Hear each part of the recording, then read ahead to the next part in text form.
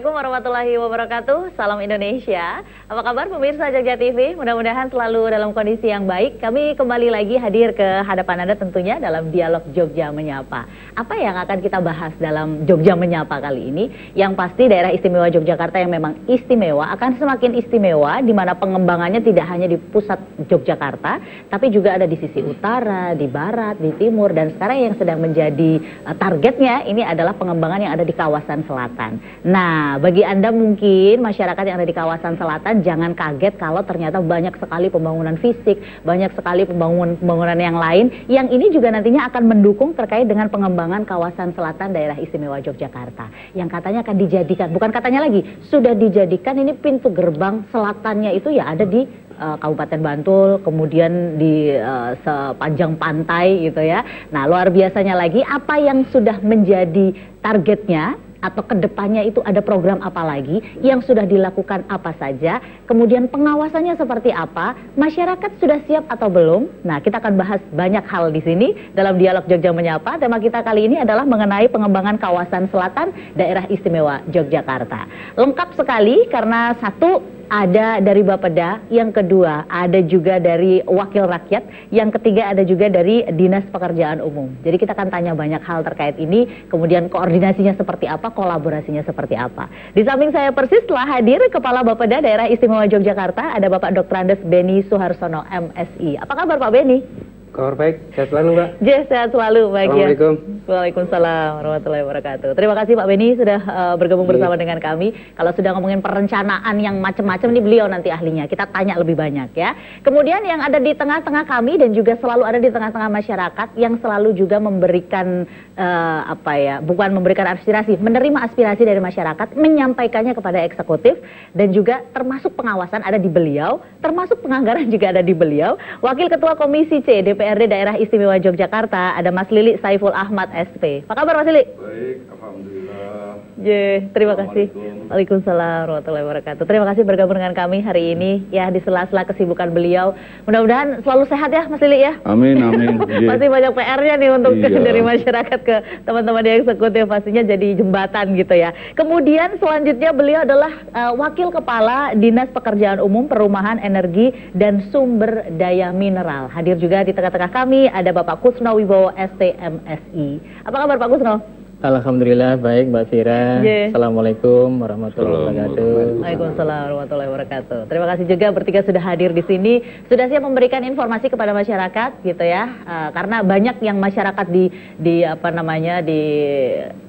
pedesaan gitu ya, pendukuhan gitu sering bertanya, ini ada apa lagi sih? Bangun apa lagi sih? Mau buat apa sih? Nah, ini saatnya kita florkan, saatnya kita informasikan, disosialisasikan kembali. Nah, sebelum kita masuk ke apa-apa saja yang sudah menjadi programnya dan targetnya ke depan itu di tahun berapa, dapatnya apa aja, saya mau ke Pak Beni dulu terkait dengan kawasan selatan ini. Prioritasnya sekarang di kawasan selatan. Ya.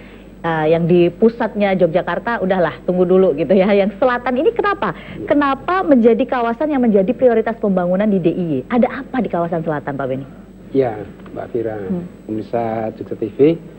Jadi kenapa orientasi kita ke selatan? Iya. Bukan berarti Sleman dan kota ditinggalkan. Oke.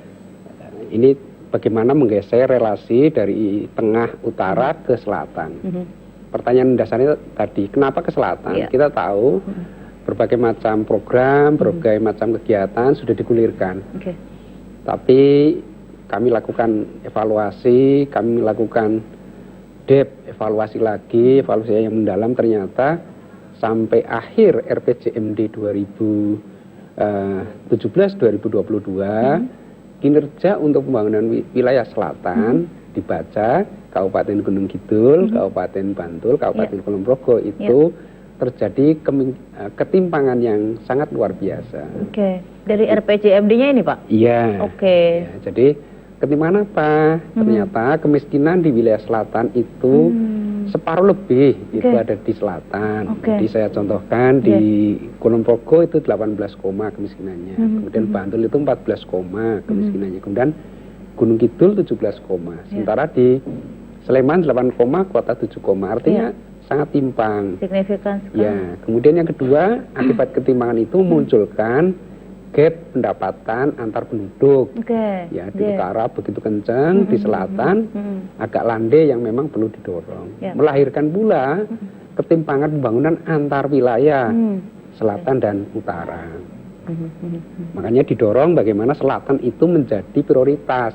Kita sudah memasuki RPJMD yang ketiga sesungguhnya 2012. Ya baik, itu tadi di tahun 2012 ya Pak Ben ya. 2012 berpikirannya masih makro. Kemudian selanjutnya di tahun 2017, 5 tahun kemudian? Ya kan 2012, 2017 itu kita bicara Ranesan, terus kemudian 2017, 2022 yang sekarang kita lalui itu bicaranya Amung Tani Dagang Layar. Maka dua periode RPJMD itu ingin kita kuatkan di 2022, 2027. Lebih fokus, Maka di situ ada berbagai macam program kegiatan, contohnya misalnya kita sekarang sudah menetapkan ada 15 kapanewon yang harus menjadi prioritas penanggulangan kemiskinan tadi. Ya, itu di 3 kabupaten itu ya? Iya, di 3 kabupaten. Walaupun di Sleman juga ada, tapi tidak banyak. Itu ya. Kan harus fokus, artinya apa mengapa, siapa harus buat apa, programnya apa, menunya sudah siap. Jadi itu nanti yang akan menjadi aktivitas bersama, program besar bersama di 15 kapanewon. Kemudian soal ketimpangan berarti harus membuka seluas-luasnya lapangan pekerjaan di wilayah selatan. Nah, kapan dimulainya? Kita pastikan terjadi reform di kalurahan, terjadi reform di masyarakatnya. Makanya di situ salah satu misinya adalah reformasi kalurahan, tidak hanya reformasi birokrasi kalurahan. Kemudian untuk akselerasi kita harus dukung di wilayah selatan itu melalui pembangunan teknologi informasi. Nah, kalau ini sudah berlangsung, maka kita fokusnya ke selatan di 3 wilayah itu.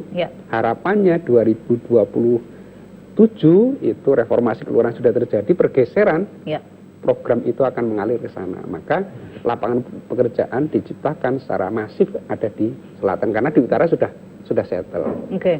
Kita sekarang sudah mulai melihat di Kulon Progo itu sudah terbangun.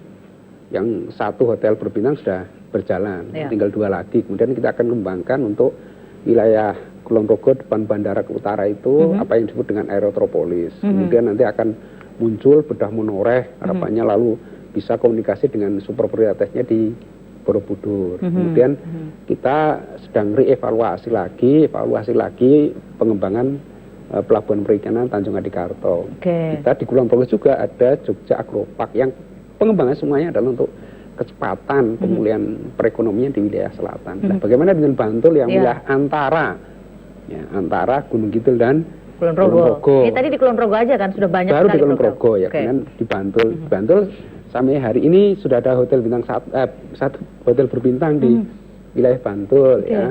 Tinggal dikembangkan di selatan yang memang wilayahnya sekarang terbentang adalah wilayah pantai. Itu harus ada connecting antara Kabupaten Bantul dengan Kabupaten Gunung Kidul, ya yang menjadi pusat antara itu tadi. Nanti dikembangkannya banyak industri kreatif di Bantul. Kemudian juga soal kuliner, ini akan berkembang menjadi hub antara wilayah Kulon Progo dan wilayah Gunung Kidul. Nah, bagaimana di Gunung Kidul? Sekarang sudah terbangun 1 hotel berbintang di Kabupaten Gunung Kidul. Kita tahu tidak perlu kepruan antar wilayah. Tapi harus membagi konsentrasi antar pengembangan wilayah supaya tidak tumbukan antar wilayah, nanti terjadi persaingan yang kurang baik gitu. Maka di Kulon Progo akan lebih di Gunung Kidul akan lebih mengemuka tentang pengembangan pariwisataan. Jadi dibedakan ya, nanti ke Bantul ngapain?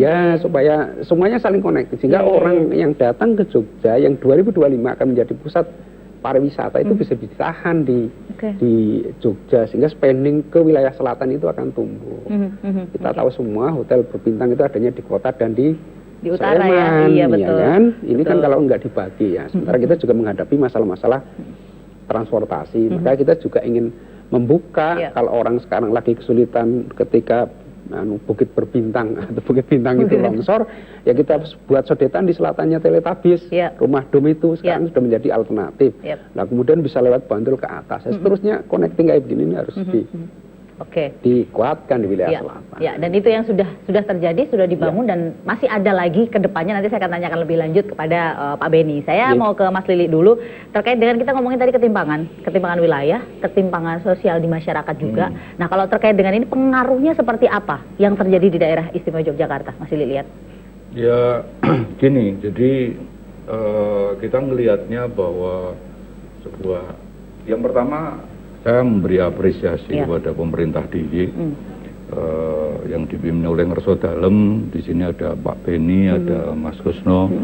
Ini hal yang baik yang perlu kita sambut bersama. Jadi kalau kita melihat bahwa Amung Tani Dagang Layar, terus kemudian diteruskan ke Samudra Hindia ya Pak ya, itu bahwa ini merupakan, dan ini nyambung kepada apa yang terjadi di dunia global nanti ke depannya. Bahwa di selatan kita ini banyak sekali harta yang sebenarnya belum kita ambil kan gitu. Jadi ada ikan dan sebagainya.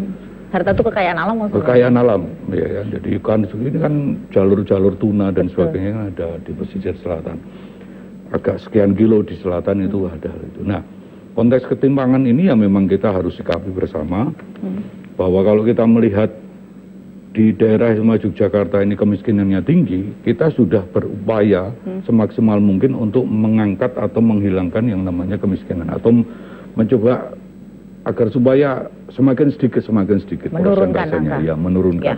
Nah, salah satu parameter untuk menurunkan angka kemiskinan itu kan dengan pendidikan, ya dengan pendidikan. Nah, tapi kita ini juga belum tuntas, makanya jadi orang melakukan pendidikan. Setelah pendidikan itu kan butuh lapangan pekerjaan. Iya. Kan itu tahapannya di situ. Lanjutannya ya. Jadi selama ini kita ini mencetak orang pinter. Tapi ya kalau Pak Kusno, Pak Beni ini termasuk orang-orang pintar yang tidak berkenan keluar dari Yogyakarta kan gitu. Untuk membangun Jogja lagi gitu. Nah, kenapa yang keluar-keluar, sahabat-sahabat kita, saudara-saudara kita yang keluar itu karena kebetulan di Yogyakarta ini belum ada lapangan pekerjaan yang menurut mereka itu memenuhi. Menurut mereka kan gitu. Nah, apa yang disampaikan Pak Beni tadi dan juga visi misi dari Ngerso Dalem kemarin disampaikan di DPRD waktu awal-awal itu. Nah, ini kita sambut baik bahwa pendidikan merupakan catatan pertama, kemudian turunannya dari pendidikan itu harus adanya lapangan pekerjaan. Nah, kalau kita melihat di DIY ini, kita sudah melihat ya beberapa pembangunan yang dilakukan oleh pemerintah DIY dari mulai Kulon Progo sampai Kulon Progo, Bantul, kemudian ke Gunung Kidul. Nah, ini juga nyambung dengan pembangunan atau program strategis nasional kan gitu. Bahwa ke depan kalau kemarin sudah ada sudah ada jembatan Kretek 2 itu sudah ada, kemudian besok ada Serandaan 3, kemudian ada Gelagah ya Mas ya, Gelagah yang kemarin kebetulan ini baru drop karena ada patahan plat yang rusak kan gitu. Nah, ini merupakan pembangunan strategis nasional yang disikapi oleh pemerintah DIY dengan baik. Nah, visi misi Ngerso Dalem ini nyambung dengan apa yang menjadi program strategis nasional. Kalau tadi disampaikan tentang adanya aerotropolis atau aerotropolitan, ini ya salah satu konsep yang menarik. Nah, saya sering mengusulkan di beberapa kesempatan bahwa kita ini sudah menjadi kota pendidikan, kota pariwisata, kota kebudayaan. Saya mengusulkan kalau bisa ya ditambah menjadi sebuah kota industri yang berbasis budaya. Jadi tentu kan ada teknologi-teknologi informatika. Bukannya di Yogyakarta itu belum ada industrial, bukan ya. Di Jogja sudah banyak industri kreatif dan sebagainya. Tapi kalau kita fokus dalam menjalankan sebuah pekerjaan atau pemerintahan ini ide-ide akan muncul. Ada 3 hal paling tidak ya Pak ya kan. Itu reformasi kelurahan, terus kemudian pembangunan kawasan selatan, terus kemudian IT ya. Nah, ini kan 3 hal yang menarik. Kalau kita ini bisa melakukan 3 hal itu, paling tidak dari sisi birokrasi kita juga kuat. Itu 3 hal itu akan membuat kita menjadi pemenang atau menjadi raja di wilayah kita sendiri, dan apalagi kita akan menjadi pemenang di dunia kan gitu. Jadi kan ini 3 hal dan ini menarik sekali, nyambung apa yang disampaikan oleh Ngerso Dalem, pemerintah pusat nyambung semua. Memang di semua hal ini pasti akan ada plus minusnya. ada keuntungannya, ada kelebihannya dan seterusnya. Ada kurangnya. Ya, ada kurangnya. Ya, nanti kita sikapi bersama. Kami selalu menunggu apa yang menjadi aspirasi dari masyarakat. Ya. Karena kalau saya ini kan pegawai kontrak, Mbak. Jadi istilahnya pegawai kontrak ya? Iya, outsourcing pegawai 5 tahunan ya kan kontrak. Kalau Pak Beni, Pak Kusno ini kan pegawai tenanan kan gitu ya kan. Jadi punya beban yang terus meneruskan. Gitu kan. Nah, saya tidak tahu nanti kita akan ya kalau memang baik Allah kasih izin kemudian masyarakat juga mempercayakan kembali gitu ya nanti kita akan terus berdampingan, berkolaborasi, bekerja sama dengan pemerintah di DIY. Oke, dan apa yang disampaikan Mas Lili ini juga senada dengan judul talk show kita ya. Beliau juga punya ada satu grup di Facebook, itu namanya Jogja Menyapa ya Pak? Jogja Menyapa, iya. Di situ ngapain aja ya? Di situ tempatnya untuk ngumpul, tapi ngumpul yang positif. Ya, Entah itu ngomongin pembangunan seperti apa, masyarakat pinginnya apa. Nah, nanti saya akan korelasikan dengan apa sih yang sudah dilakukan, apa saja yang sudah dikerjakan oleh teman-teman di urusan infrastruktur ini untuk pengembangan wilayah selatan. Pasti penasaran ya, aduh di tempat saya mau dibangun apa lagi ya? Kira-kira saya bisa ngapain ya untuk meningkatkan perekonomian di daerah saya setelah yang satu ini. Tetap bersama kami dalam Dialog Jogja Menyapa.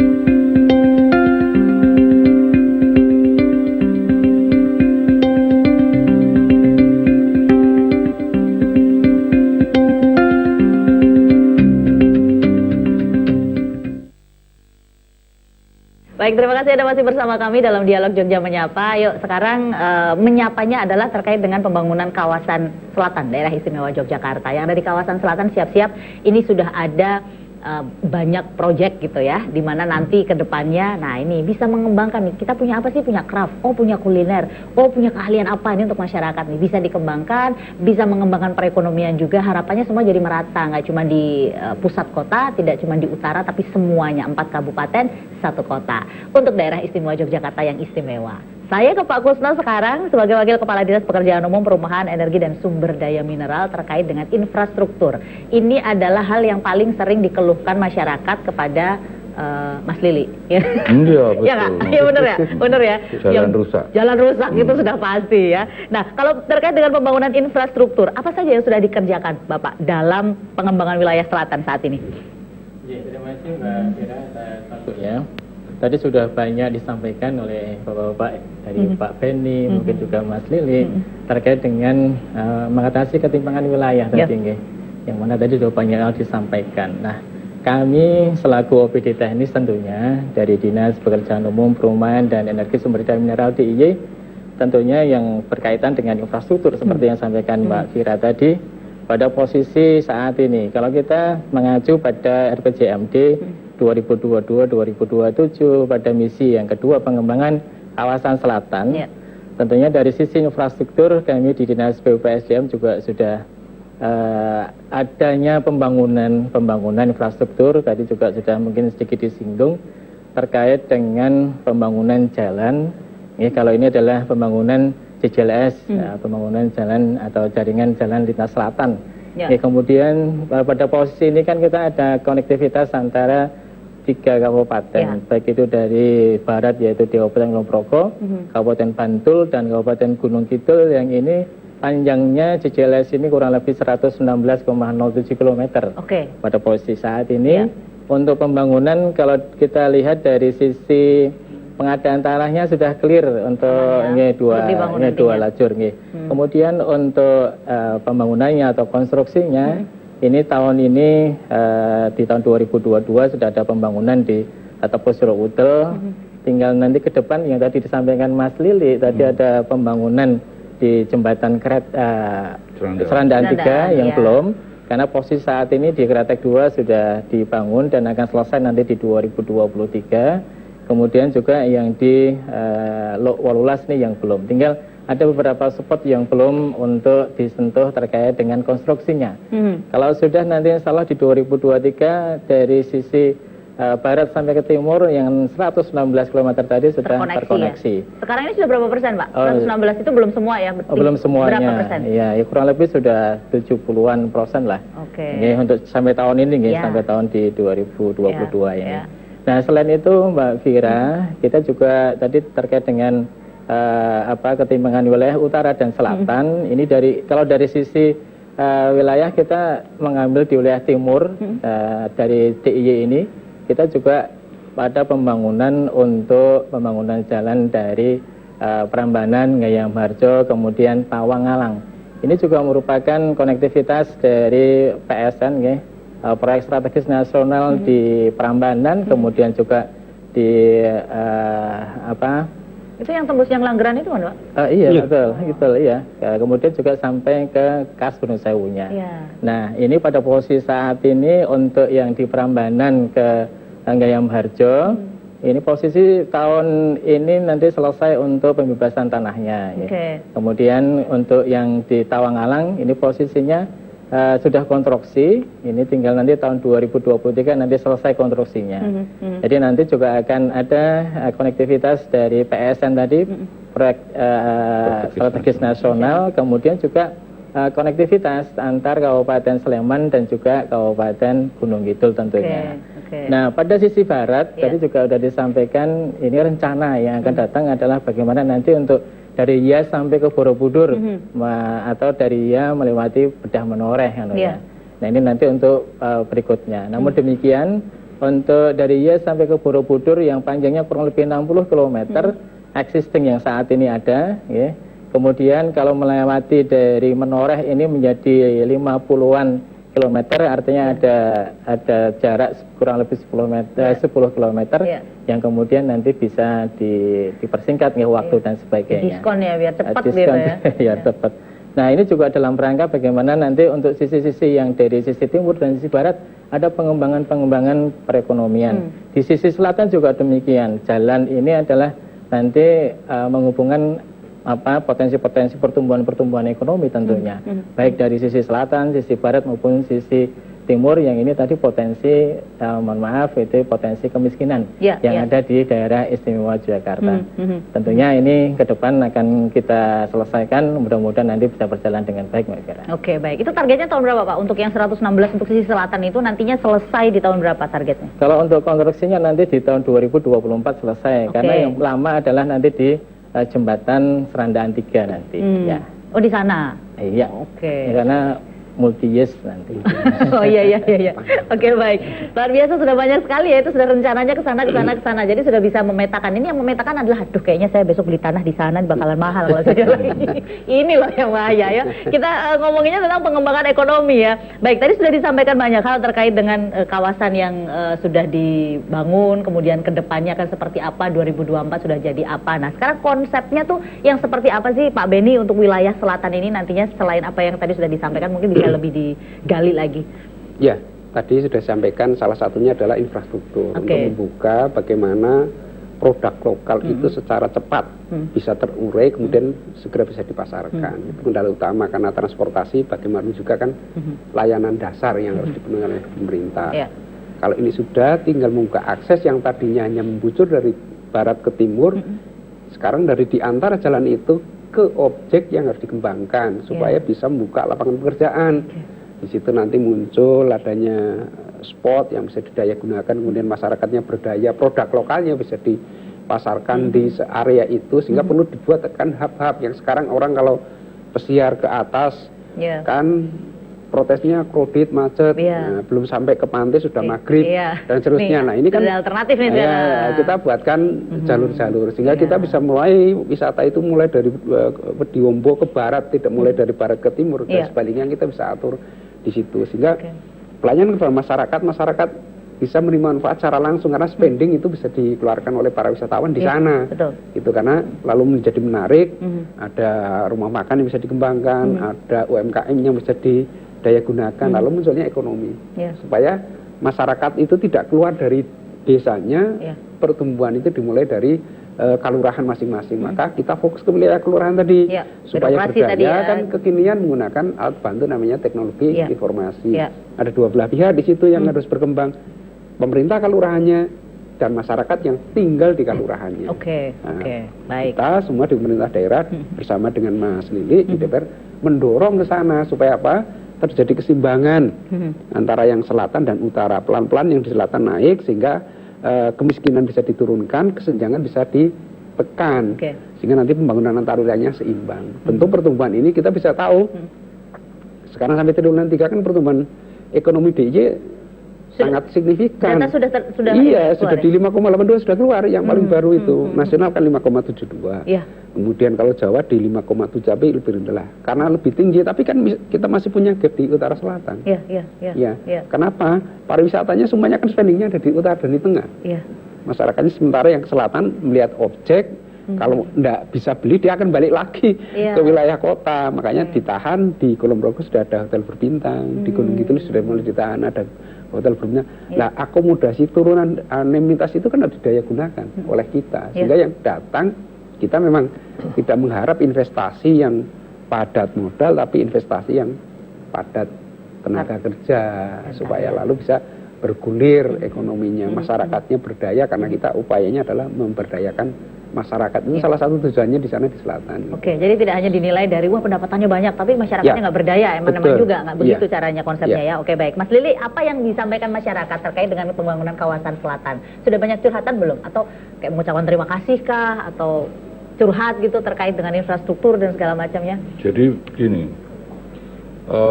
kita ini baru mimpi dalam bangun. Bentar dulu, mimpi dalam bangun. Ya. Oke, kita sadar aja mimpi ini ya. Oke, gimana? Kita bermimpi. Oke. Tahun 2012, kami ini waktu di HIPMI saya, di Himpunan Pengusaha Muda Indonesia. Nah, dulu itu ada kawasan ekonomi khusus itu yang terbentang dari Temon sampai dengan Kalasan. Oke. Nah, ini merupakan sebuah konsep yang dulu. Nah, waktu itu kita juga bermimpi ada airport di Kulon Progo. Dan ini mimpi dari simbah-simbah kita yang dulu. Itu belum ada desas-desus mau ada airport di sana ya? Belum, gitu ya? artinya memang sudah punya mimpi dan sudah pengen ada airport di Kulon Progo. Oke. Nah, akhirnya alhamdulillah, walaupun itu bukan tugas yang Kasapura 1 ya, untuk membangun, untuk membebaskan lahan dan sebagainya, tapi semua ini diborong sama Kasapura 1. Dan ini mungkin lobby-lobby dari Pak Gubernur dengan Pak Presiden waktu itu akhirnya hal ini bisa terwujud. Nah, mimpi ini akan ada turunannya. Harapannya kan begitu ada airport itu orang itu akan banyak muncul sebuah industrial di situ. Muncul sebuah perkembangan zaman di situ. Muncul orang bikin usaha, lapangan pekerjaan dan sebagainya. Nah, kalau kita berbicara sebuah kerajaan dari zaman dulu, Majapahit misalnya, atau zaman Demak, atau zaman bahkan di Roma dan sebagainya, yang namanya dermaga pelabuhan laut itu menjadi sebuah catatan. Sebuah kerajaan akan gemah ripah loh jinawi saat mereka itu mempunyai sebuah dermaga pelabuhan laut. Oke, dan kita sudah punya, namanya Tanjung Adikarto, walaupun mangkrak. Ya kan? Tapi ternyata itu tapi kan sudah ada. Sudah ada, Belum selesai, Pak. Oh iya, belum selesai. Iya. Oh, kesuwen multi year ning sih, Pak. Langsung nih. Iya, terus. Tapi di sisi lain kita punya dermaga pelabuhan udara. Zaman dulu kan enggak ada ya, pesawat terbang enggak ada. Nah, sekarang ada dermaga pelabuhan udara. Dan dermaga pelabuhan udara ini satu-satunya di nasional yang bisa untuk landing take off pesawat besar. Airbus A380 itu double deck. Nah, kalau kita melihat peta dunia, Kulon Progo, Yogyakarta itu posisinya pas tengah-tengah di Pulau Jawa bagian selatan. Nyambung sama Samudra Hindia. Kalau Kulon Progo ini bisa menjadi hub bandaranya internasional, ini luar biasa. Sementara ini orang dari Cina ke Australia itu transitnya di Singapura. Kenapa nggak di Kulon Progo? Kenapa nggak di Jia, di Yogyakarta? Gitu loh. Tapi kan tetap harus siap juga semuanya. Oh iya, enggak, artinya kan ini kita kan baru mimpi dalam bangun. Nah, artinya tahapannya meneruskan sudah, mimpi yang kemarin ya? Iya, sudah tahapannya sudah ada. Kalau mimpi dalam tidur itu kan kelingan kalau mimpi dikejar-kejar setan. Ya, begitu bangun udah lupa kalau mimpi dalam tidur. Ada yang enggak, mimpi basah. Beda lagi itu saja. Iya Mas ya. Kehujanan masalahnya bocor. Iya, jadi kan gini, nah ini merupakan hal yang perlu kita tindak lanjuti, kita sikapi bersama. Kalau di situ ada sebuah jalur atau terminal untuk distribusi barang, baik barang bahan baku atau bahan yang akan hasil jadi untuk dikirim. Mestinya ini merupakan salah satu parameter sebuah wilayah atau sebuah daerah untuk siap menjadi kawasan industri atau kota industri. Oke, ini bisa dijadikan masukan juga nih kepada Pak Beni ya. Kira-kira Pak Beni sudah tahu di sekitar itu kira-kira bisa nggak ya? Pak Beni sudah tahu. Oh, sudah ya. Berarti tinggal direncanakan ya Pak Beni. Saya ini kan cuma mengulang apa yang sering kita bicarakan. Oke, baik, nanti akan kita lanjutkan lagi terkait dengan masukan-masukan ini. Saya tadi belum disinggung sama Pak Beni. Pak Beni baru nyinggungnya yang terkait dengan kawasan, kemudian birokrasi, reformasi birokrasi gitu ya. Kemudian ada satu lagi itu terkait dengan pembangunan teknologi informasi. Nah, nanti kita lanjutkan lagi di sesi berikutnya. Saya masih banyak ingin tanya ke Pak Kusno. Setelah yang satu ini tetap dalam Dialog Jogja Menyapa.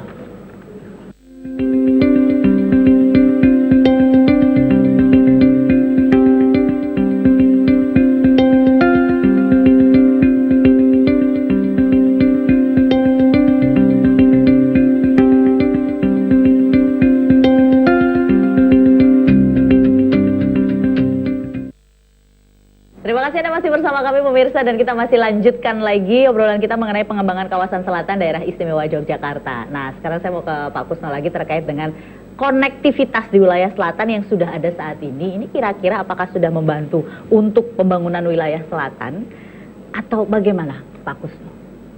Iya, tentunya dari sisi konektivitas, ini kalau kami melihatnya sudah membantu ini Mbak Fira. Ini kami lihat dari adanya banyak pertumbuhan-pertumbuhan perekonomian yang ada di wilayah selatan, baik dari Kabupaten Gunung Kidul, Kabupaten Bantul, Kabupaten Kulon Progo, yang tadi juga salah satu contohnya disampaikan oleh Bapak-Bapak tadi, adanya hotel-hotel yang berbintang yang sudah mulai pertumbuhan. Nah, tentunya kalau kita bicara infrastruktur juga tidak kemudian hanya bicara masalah jalan saja, namun juga bagaimana untuk terkait dengan infrastruktur listriknya, energinya, kemudian juga infrastruktur untuk sumber daya airnya. Bagaimana akan ada perkembangan kalau tidak ada energinya, tidak ada airnya, mungkin juga tidak akan bisa berjalan. Nah, ini yang kemudian dari kami, dari BUPSDM tentunya, dari sisi infrastruktur jalan kita laksanakan tadi ada beberapa kegiatan, kemudian juga untuk infrastruktur pasokan energi listriknya juga kita menjamin bahwa ini terjamin terkait dengan pasokan suplai energi, terkait dengan pertumbuhan-pertumbuhan perekonomian tadi, termasuk juga terkait dengan sumber daya airnya. Memang pada daerah-daerah yang posisinya di selatan seperti Gunung Kidul, Kulon Progo itu memang rawan kekeringan. Nah, di sini kami juga sudah ada beberapa, kita punya beberapa embung. Itu alternatifnya ya untuk beberapa itu ya? Ada alternatifnya, ada beberapa embung di baik itu di Gunung Kidul, Bantul maupun Kulon Progo. Di samping kita juga ada pengeboran atau sumur-bor yang kita bor pada tahun 2022, 2023 ini juga untuk menyelesaikan bagaimana nanti untuk suplai airnya di kawasan-kawasan tadi di posisi selatan ini. Tentunya kalau tadi menyampaikan apakah sudah bermanfaat, saya pikir sudah bermanfaat bagi masyarakat dan pengembang-pengembang perekonomian tadi. Di kondisi pembangunan infrastruktur dan segala macam kan pasti ada plus minusnya ya. Apa sih Pak kendala-kendala yang biasa ditemukan di lapangan? Boleh disampaikan, mungkin siapa tahu masyarakat juga bisa ikut membantu gitu. Artinya tidak hanya menjadi tugas-tugas dari Bapeda, dari Wakil Rakyat, dari PUP, SDM. Kalau untuk kendala terkait dengan pengembangan jalan, baik itu CCLS maupun yang Tawangalang maupun yang nanti ke depan Peda Menoreh, saya pikir tidak begitu masalah karena mereka juga akan lebih menerima positifnya, banyak positifnya dari semua sisi, banyak menerima positifnya. Memang kalau dari kendala itu, kalau dari kami sisi teknisnya, di wilayah-wilayah selatan itu kan konturnya kan naik turun. Nah, ini yang kemudian menjadi beberapa kendala buat kami dari sisi teknis. Tapi kalau dari sisi masyarakat saya pikir tidak ada masalah ya untuk menyambut adanya jalan ini ataupun yang lain. Karena kami juga membantu kepada masyarakat untuk pengembangan perekonomian yang ada di sana, Mbak Fira. Oke, yakin ya ini nggak ada kendala? Saya mau nanya sama wakil rakyatnya nih. Kira-kira rakyat gimana, Pak? Ya biasa. Cuman kan begini, masyarakat itu asal kita itu memberikan pemahaman yang baik, yang diajak untuk berpikir secara logika, tidak cukup hanya dengan perasaan, pasti semuanya akan diterima.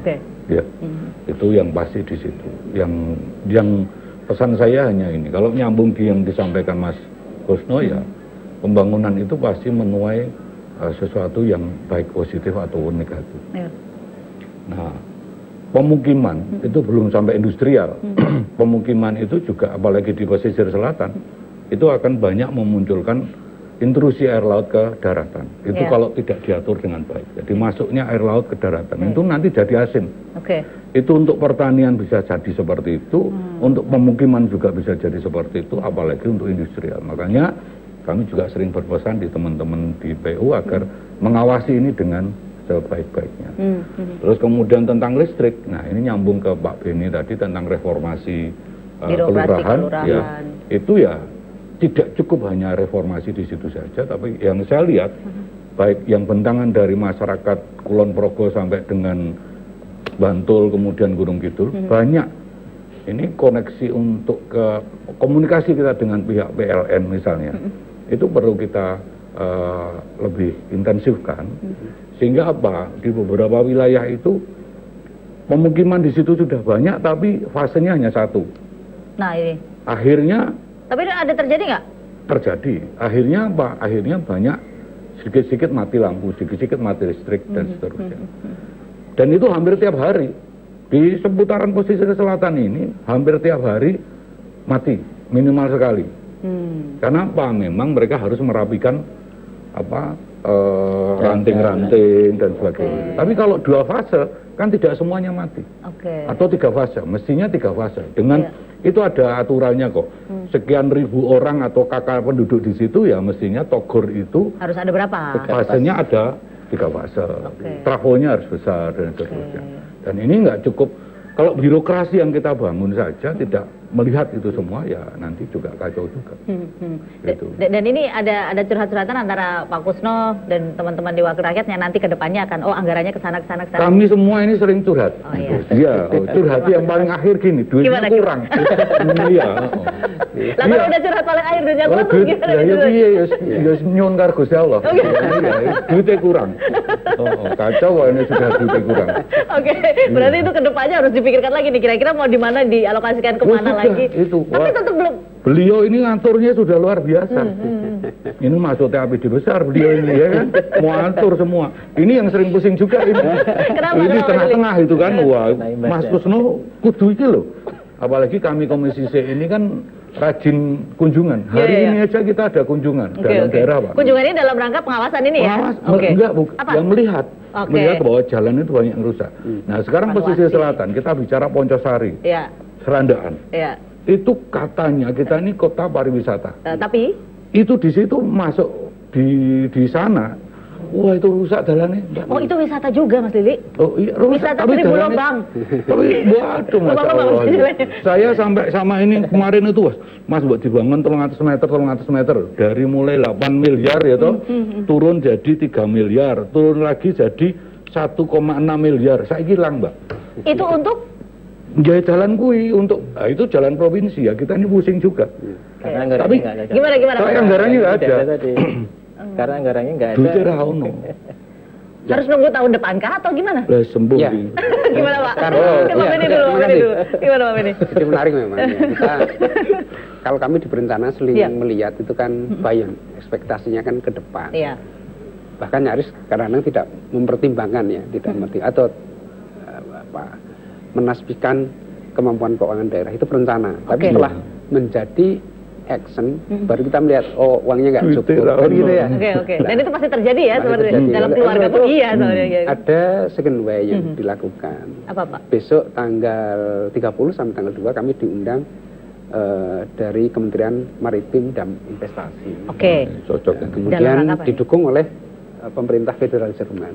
Kita diberi kesempatan untuk mempresentasikan bagaimana pengelolaan transportasi perkotaan, bagaimana pengelolaan tentang sampah, bagaimana pengelolaan tentang pengelolaan limbah padat dan cair, kemudian pengelolaan bagaimana mengatur sirkulasi PAM. Nah, karena kita harus berbagi-bagi, maka yang ini kita harus fokus dan fight supaya kemampuan anggaran yang terbatas tadi bisa disubstitusi oleh kemampuan yang lain melalui pendanaan-pendanaan yang lain.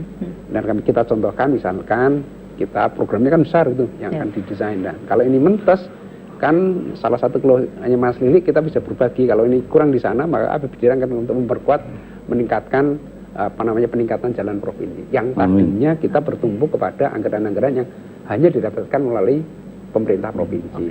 Yang sudah ada nih. Yang sudah ada. Maka kita mencari peluang yang lain. Dengan cara kita menggandeng dengan jaring-jaring yang ada, menggandeng, mempresentasikan kemana-mana supaya kita mendapatkan dukungan. Karena kita memang tidak kalau kita berpaku ke dalam kemampuan anggaran kita sangat pelan. Oleh sebab itu kita harus punya kemampuan untuk menegosiasikan program-program ini dengan pihak-pihak yang bisa melakukan donasi-donasi terhadap pelaksanaan pembangunan DIY. Di sektor pertanian misalnya, kita menggandeng salah satu provinsi di Korea Selatan namanya Gyeongsangbuk. Nah, itu dalam hal apa itu? Pengembangan untuk petani milenial, supaya tadi menumbuhkan sirkular ekonomi di wilayah kalurahan. Ekonominya tumbuh, disponsori oleh para kawula muda dengan penggunaan pemanfaatan teknologi yang dulu di Gunung Kidul sekarang sudah geser ke tempatnya Mas Lili di Kulon Progo yang akan digarap bersama di sana.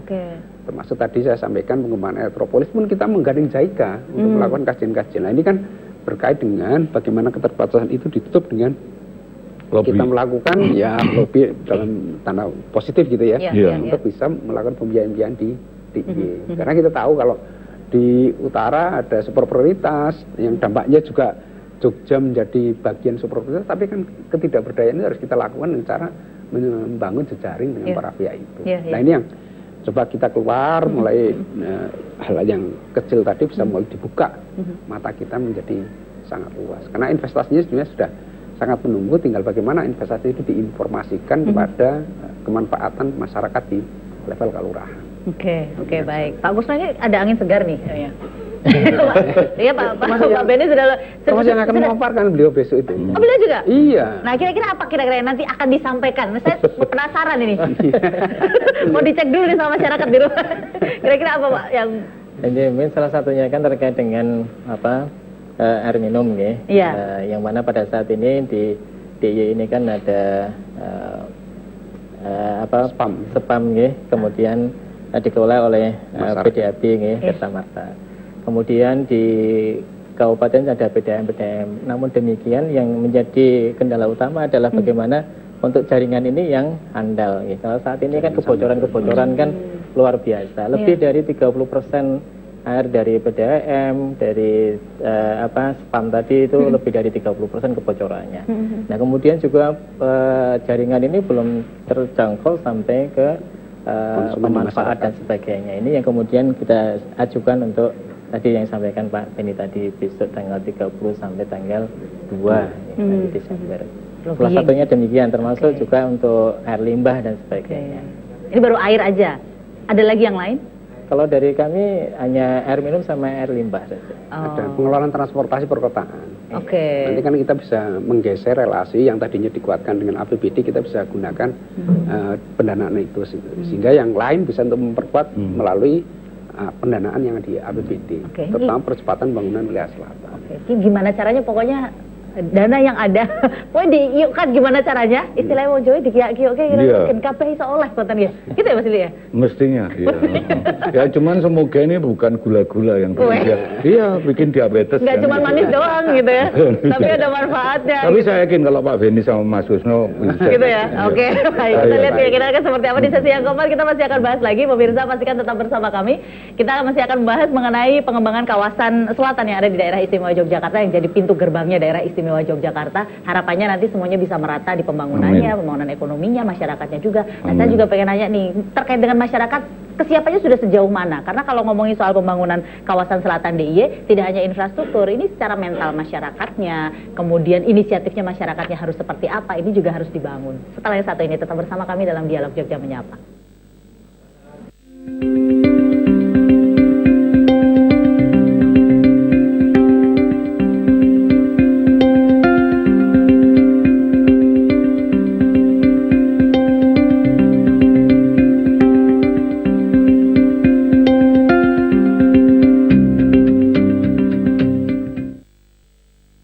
Terima kasih Anda masih bersama kami. Kami masih punya satu segmen lagi pemirsa dalam Dialog Jogja Menyapa mengenai pengembangan kawasan selatan daerah istimewa Yogyakarta. Ada angin segar untuk masyarakat juga, di mana masyarakat ini sudah mulai membidik, wah saya harus bisa berbuat A, B, C, D bagi mereka yang memang punya inisiatif.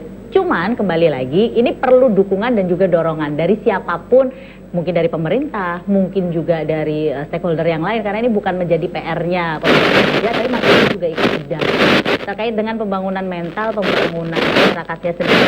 Kalau menurut Pak Benny, sesiap apa masyarakat di kawasan selatan menanggapi pembangunan kawasan yang sekarang sudah 70% tadi untuk infrastrukturnya Pak ya? Seperti apa Pak kalau menurut Bapak? Iya, jadi kalau infrastruktur kan keterukurannya kan sudah diduga. Ya.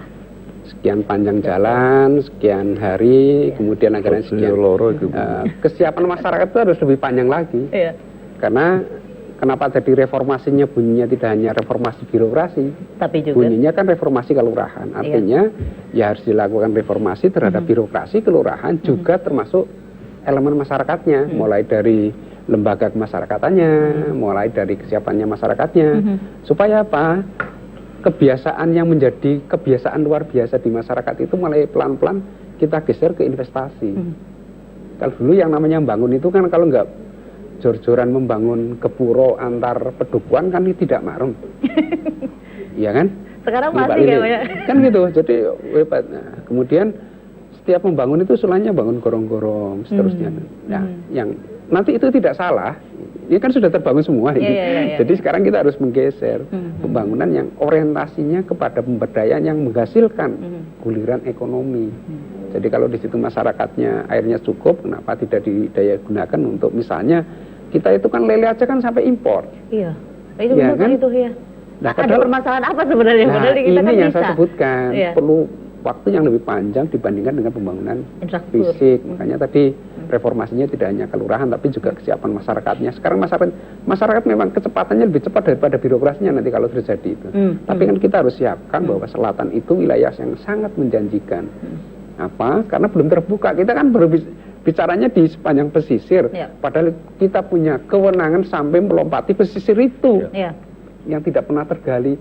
Kan kita tidak pernah bicara ke sana. Padahal itu. Jadi masih kesannya masih di internnya dulu dibetul-betulin gitu ya. Betul, makanya kan yang panen ikan kan tetangga sebelah. Coba kalau kita mau keras ikannya dikasih kalung di KTP ini kan nggak ada yang ngambil di situ. Nggak ada yang ngambil KTP-nya Indonesia. Iya kan? Nah, itu yang belum termanfaatkan. Padahal itu sangat luar biasa. Apalagi kalau dibandingkan dengan objek yang bisa dikerjasamakan. Artinya masyarakat atau siapapun yang hendak ke sebuah objek itu tidak di sini dicegat, di sana dicegat dan seterusnya gitu, tapi bisa connecting antar objek sehingga masyarakatnya bisa tinggal lebih lama. Kemudian kita ketika siang lalu menjadi lapar, daharnya di wilayah tertentu kan lebih cepat gulirannya. Lah kayak gini kan harus disiapkan bersama, tidak hanya dari masyarakat tapi juga birokrasinya yang ada di wilayah. Lah kita sekarang turunkan supaya lebih mikro, yaitu di kalurahan. Itu kalurahan tidak berdiri sendiri, nanti ada Kapanewon, ada kabupaten, ada provinsi atau DIY yang ikut sama-sama mendorong. Kita harus bersama. Dan lalu hak budgetnya ada di beliau, pengawasannya ada di beliau, gitu, regulasinya ada di beliau, sehingga ya tidak mungkin toh kita meninggalkan Mas Lili dan apa namanya lembaga yang sangat luar biasa akan, apalagi beliau nanti akan ngawasi kami toh, jadi kami harus fokus bagaimana janji yang sudah disampaikan oleh Ngarsel Jalan di depan sidang paripurnanya di DPR. Kalau masyarakat bicara mengenai wah enaknya pemerintah memang sudah punya rencana ABCD gitu, tapi ternyata di level masyarakatnya sendiri kadang-kadang mereka juga banyak mengeluh ya Mas ya terkait dengan itu. Gimana Mas Lili melihatnya ini? Ya harus siap, semuanya harus siap dan pasti siap kok, pasti siap. Jadi kita ini kan, coba kita flashback ya, dari tahun 2020 kita kena pandemi sampai hari ini ya survive kok. Walaupun dulu banyak ngeluh awalnya, tapi hari ini semuanya survive kok. Saya yakin ya ini hanya proses perjalanan hidup aja. Kadang-kadang kita punya masalah, toh kalau kita ingat 1 tahun yang lalu mungkin kita punya masalah yang mungkin tidak mungkin, kayaknya itu tidak mungkin selesai. Tapi tidak mungkin ini, dilewatin gitu ya. Tapi hari ini nyatanya kita sudah tersenyum. Ya kan? Jadi saya yakin masyarakat juga nanti pasti akan siap. Apalagi kalau di sini pemerintahannya juga siap, terus kemudian komunikasi dengan masyarakat itu juga bisa lancar, baik, pasti semuanya akan baik. Kalau saya yakin semuanya bisa. Makanya perlu birokrasi, reformasi birokrasi di kelurahan gitu ya. Nah, terkait dengan fungsi dari DPRD di pengawasan, apa saja yang dilakukan oleh teman-teman di DPRD? Ya kita sering, kalau ya ini sama Mas Susno ya. Iya. Itu nek banyak yang rusak ya kita marah-marah lah. Gitu. Jadi ya main ketopraan gitu jangan. Contohnya gimana? Contohnya gimana? Lagi ketemu gitu ya? Iya kan, jadi kan gini ya. Ini sering guyonan kami di komisi, ada Pak Beni juga jadi. Yang selalu menjadi pusing kita ya sekali lagi ya kemampuan keuangan daerah, itu saja. Nah otomatis ya ini memang seperti beliau dan kawan-kawan saat membuat rancangan anggaran ya pasti akan diatur sebaik mungkin. Tentu nanti akan ada prioritas-prioritas dan alhamdulillah kalau sudah ada upaya-upaya untuk kita menggandeng dari berbagai macam bahkan mungkin dari negara lain, nanti bagaimana kita membangun di sini. Seperti Trans Jogja ini kan subsidi terus Pak dari kemarin. Sekarang ya? Ya 80-an miliar kemarin yang salah untuk yang tahun ke depan ini aja. Nah ini kan kalau memang nanti ya, apa yang disampaikan Pak Beni itu bisa kan ada bagaimana men-switch ke sana ke sini dan seterusnya. Tapi memang jalanan di DIY ini, jalan provinsi ini memang perlu perhatian khusus. Itu karena kebetulan di komisi kami ya kami ini ya stres juga gitu kan. Mungkin saya jadi Bill Swalsi sekarang ini juga gara-gara salah satu mikir itu. Tapi luar biasa, pokoknya sampai doain Mas Lili tetap sehat aja terus ya. Karena beliau juga paling vokal gitu saat menyampaikan aspirasi dari masyarakat kepada teman-teman eksekutif. Saya itu lugas saja, gitu ya, apa adanya ya? Iya, banane. Justru itu yang diperlukan daripada muter kemana kan nggak ngerti. Justru saya sering gelenak-gelenik juga sama Mas Pak Beni itu kan. Daripada ribut kalian mending ngomong pelan-pelan gitu tapi kena kan gitu. Iya. Jadi ributnya pelan-pelan ya, tapi kena masuk ke sana ya. Ngapain kita teriak-teriak gitu kan. Iya benar. Nah, tapi masyarakat kadang mikirnya gini, loh itu kan dananya besar banget kemana aja. Nah, ini yang perlu dipahamkan ke masyarakat. Seperti apa sih caranya supaya masyarakat jadi paham, ikut, bukannya terlalu ikut mikir ya, tapi paling tidak tahulah apa yang dilakukan pemerintah. Sekarang begini, salah satu keluhan yang sering terjadi di masyarakat itu begini. Misalnya begini. Ini saya jadi orang pemerintahan. Oke. Ketopraan lagi nih kita nih. Bukan, beda lagi. Ini. Jadi di pemerintahan tuh kadang-kadang begini. Masyarakat tuh ada, tidak semua. Mengatakan begini, Mas, pemerintah tuh tidak pernah bantu kami. Ada ya yang mengatakan begini? Ada, dan itu nggak sedikit. Ya. Nah, saya jawab gini, Pak D. Mas cowok nih berarti yang ngomong? Iya, cowok ya. Saya contoh aja, Pak D. Pak D ini jualan apa itu, usaha apa? Oh saya tani, bertani ini kan. Terus jualnya kemana? Jualnya ke Pasar Induk ke Jakarta. Terus kemana? Ini dari sini lahan ini dibawa kemana? Dibawa ke pengepul. Lewat mana? Lewat jalan itu. Nah, saya nanya, Pak D tahu nggak jalan itu bangunnya berapa harganya? Jalan itu untuk jalan provinsi aja yang lebarnya 7 meter kurang lebih ya Mas ya. 7 meter, itu 1 kilo sudah 8 miliar Mas. Iya toh bangunnya? 8 miliar. Bukan pemeliharaan loh. Iya. Pembangunannya, bikinnya. Iya. Duit dari mana itu? Pemerintah ini kan juga belum tentu tahu. Iya. Nah, saya nanya, jenengan bayar pajak bumi bangunan berapa? Bayar kendaraan pajaknya berapa? Oh sekian. Ada 10 juta setahun. Buat nonton Mas. Loh. Bangun jalan itu kan diambil dari keuangan negara. Dari pajak itu ya? Dari semua itu dikumpulin jadi satu, di negara nanti dibagi-bagi, termasuk di daerah-daerah. Itu satu. Yang kedua, beliau kebetulan bawa handphone. Handphone ini kan di-charge. Iya kan, di-charge. Satu togor listrik itu harganya 15 juta. Iya betul. Itu belum covernya. Aksesoris dan sebagainya. Oke. Nah, jenengan menggali itu enggak. Nah, saya cuma berharap jangan pernah mengatakan bahwa pemerintah tidak pernah membantu masyarakat. Jadi harapannya membantu itu harus ngasih duit. Ada kalanya begitu. Ya, saya tidak berani ngomong Oke. Tapi kadang-kadang itu. Jadi kadang-kadang misalnya nih, sekarang ini yang lagi rame itu tentang orang yang akan terdampak pembangunan tol. Macam-macam nih, macam-macam. Ini itu. Nah, saya cuma gini saja. Ya, saya sering berpesan bahwa ya kita ini, apalagi kita baru berbicara pembangunan di kawasan selatan. Ya. Jangan sampai DIY ini yang terkenal mikul dur mendem jeruk. Itu dari sisi moralitas kita itu ada degradasi moralitas. Itu yang saya khawatirkan. Kalau di daerah lain saya tidak ingin berusaha mengkomparasi, tapi ini satu contoh yang terjadi di wilayah Bali. Wilayah Bali itu begitu, pemerintah pusat itu begitu menghormati, menghargai keyakinan yang ada di Bali. Tol itu tidak dibangun di kampung loh. Tolnya di lautan. Dan gitu. Dan itu enggak, karena apa? Mahal itu kan. Di tiap rumah itu ada pura-pura kecilnya. Dan itu keyakinan dari masyarakat Bali terhadap leluhurnya. Jadi orang Bali itu, ini mohon maaf kalau saya tidak sangat tepat dari saudara-saudara saya di Bali itu. Jadi begitu meninggal itu terus kemudian nanti di Ngaben ya, terus dibawa ke Rambut Siwi, dari Rambut Siwi dibawa ke Pura Besakeh, dari Pura Besakeh dibawa ke rumahnya masing-masing. Nah, ini menjadi sebuah catatan kita bersama. Saya berharap Yogyakarta yang istimewa ini dari sistemnya, bukan cuma manusianya atau masyarakatnya. Bahaya kalau cuma kita berbicara masyarakatnya. Saya menganggap diri saya ini istimewa, nanti jadi manja. Sedikit-sedikit minta pelayanan, privilege dan seterusnya. Mestinya sistemnya ini merupakan sistem yang istimewa. Sehingga apa? Menghargai semuanya. Peraturan dari atau keputusan dari Kementerian ATR misalnya, itu kan manusia juga yang bikin. Masih kalah dengan Undang-Undang Dasar 1945 tentang hak asasi manusia. Masih kalah dengan Pancasila, di mana di situ ada ketuhanan yang Maha Esa. Jadi keyakinan-keyakinan ini mestinya juga kita hargai, kita hormati, bahwa satu-satunya di negara kita ini daerah istimewa Yogyakarta, ya kan? Ya, memang mestinya ya membangun dengan keistimewaan. Saya berharap ini menjadi trigger dari daerah lain, bagaimana membangun itu menjadi catatan. Dan pesan dari Ngerso Dalam yang sering saya baca atau saya dengar, itu juga salah satunya memang hal itu menjadi sebuah catatan beliau, bahwa jangan sampai ini secara moralitas terjadi degradasi dan seterusnya. Dan kita saya selaku bagian dari pemerintahan DIY akan terus mengawal ini dengan baik.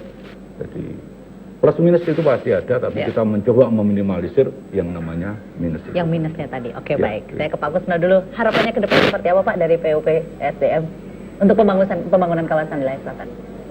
Untuk pesan ke depan dua saja Mbak Fira terkait dengan infrastruktur yang ada di bagian selatan. Bagaimana untuk infrastruktur kami ini kondisinya mantap. Mantap ada singkatannya nggak nih? Enggak ada. Mantap, benar-benar mantap ya, Kondisinya mantap. Bagaimana nanti pembangunan akan berjalan, perekonomian juga akan eksis. Kalau untuk infrastrukturnya juga nggak baik, jelek tadi, berlubang-lubang dan sebagainya.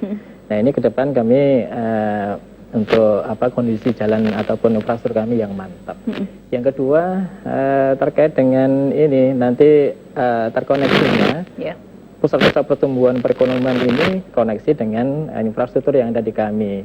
Misal di JJLS tadi, seperti mungkin ke depan seperti rencana sekarang yang sudah dibangun Pelabuhan Gesing ya Bapak. Nah ini bagaimana nanti Pelabuhan Gesing ini juga terkonek dengan JJLS tentunya. Ini yang ke depan, di samping juga pertumbuhan perekonomian yang lain yang ada di Gunung Kidul, Bantul maupun Kulon Progo. Baik. Harapan kedepannya mudah-mudahan yang terbaik dan mudah-mudahan tanggal 30 sampai dengan tanggal 2 nanti semuanya lancar Bapak. Nanti yang ke depan Pak Kusno, Pak Beni juga ikut hadir. Iya.